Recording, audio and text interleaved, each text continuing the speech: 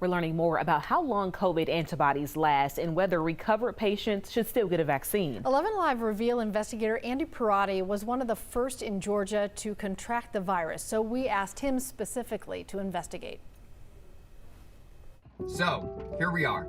I'm in an urgent care in Atlanta, and it's been a full year since I recovered from COVID-19. That was me about 2 weeks ago, just before taking my third antibody test in a year.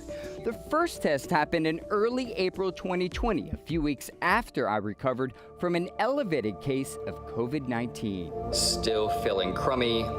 103 fever. The second antibody test happened 8 months later this past October.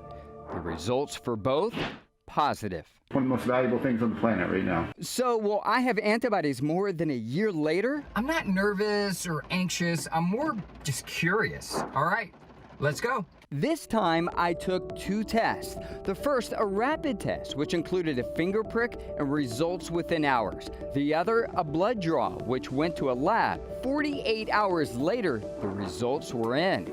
Both tests showed I still had antibodies a full year later. My doctor even writing in the results, "You're still immune."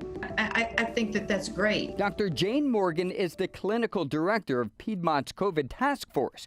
While presence of natural antibodies may be detected for months, the doctor still recommends getting a vaccine. Some people are showing very little or very few antibodies beyond 90 days, and other people, like yourself, are still showing antibodies out at 1 year, so it's inconsistent.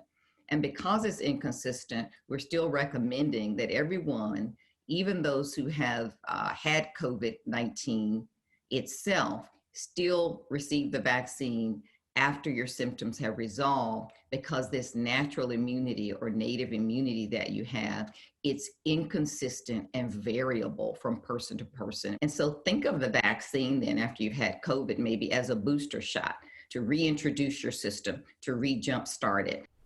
All right, so you just don't know where you might personally stand with antibodies. So Dr. Morgan says people who have recovered from COVID and get a vaccine just need to be aware they could see some elevated side effects. About a week after testing positive for antibodies, though, Andy received his first dose of the Pfizer vaccine and he didn't have any issues.